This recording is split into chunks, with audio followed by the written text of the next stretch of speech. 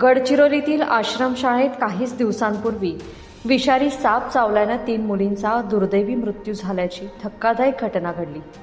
आदिवासी विद्यार्थिनींचा या घटनेत दुर्दैवानं मृत्यू झाल्याची ही घटना ताजी असतानाच आता कोल्हापुरातही एक खळबळजनक घटना समोर आली आहे.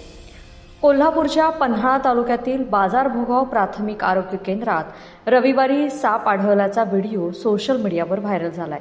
खरं तर कोल्हापूर जिल्हा हा राज्याचे आरोग्यमंत्री प्रकाश आंबेडकर यांचा जिल्हा आहे. मात्र आरोग्यमंत्र्यांच्या जिल्ह्यातच आरोग्य केंद्रात साप आढळल्याने आरोग्य विभागाच्या कारभारावर आता प्रश्न उपस्थित होतोय. बाजार भोगाव येथील प्राथमिक आरोग्य केंद्रात काही रुग्ण उपचारासाठी दाखल झालेले होते. त्याच वेळेला केंद्रातल्या एका खोलीत अंथरुणामध्ये हा साप आढळल्यानं भीतीचं वातावरण निर्माण झालेलं. यानंतर हा साप पकडण्याची नामुष्की तेथे उपस्थित असणाऱ्या रुग्णांच्या नातेवाईकांवर आली. सुदैवाने हा साप कोणालाही न चावल्याने मोठा अनर्थ टळला.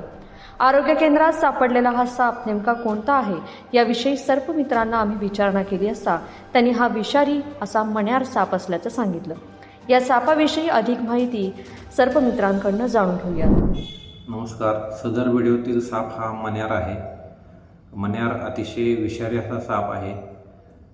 4 प्रमुख विषारी सापापैकी हा एक मण्यार आहे. मण्यार जातीचा साप शक्यतो निशाचर असतो. रात्रीच्या वेळी त्याचं बाहेर पडणं असतं. त्याचं जे खाद्य आहे ते उंदीर, बेडूक, घुशी, पक्षी आणि काही वेळा जिवंत असे छोटे बिनविषारी सापसुद्धा तो खात असतो. जेव्हा तो रात्रीचा बाहेर पडतो त्यावेळी गारव्या शोधण्यासाठी किंवा भक्ष्य शोधण्यासाठी चुकून घरामध्ये पण येऊ शकतो. आणि त्यावेळी जेव्हा जमिनीवरती झोपलेली व्यक्ती असेल त्यावेळी व्यक्तीला बऱ्याचदा दंश होऊन ती व्यक्ती 1-2 तासात मृत्युमुखी पडल्याच्या घटना खूप वेळा आपण पाहिलेल्या आहेत.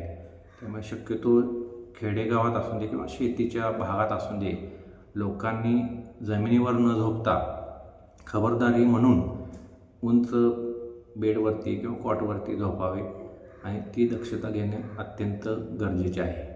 कारण याचं विष जे आहे ते न्यूरोटॉक्सिक प्रकारचं आहे.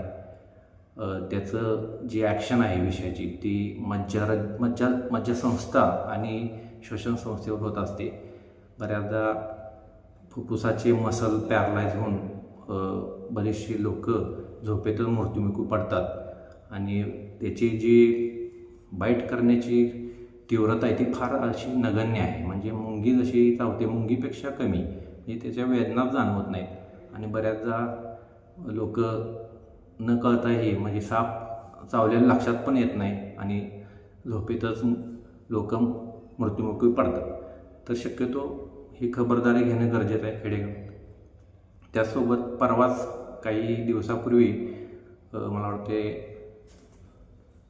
विदर्भातच एक बातमी आलेली की आश्रमशाळेत मुलींना साप चावून मृत्युमुखी पडल्या.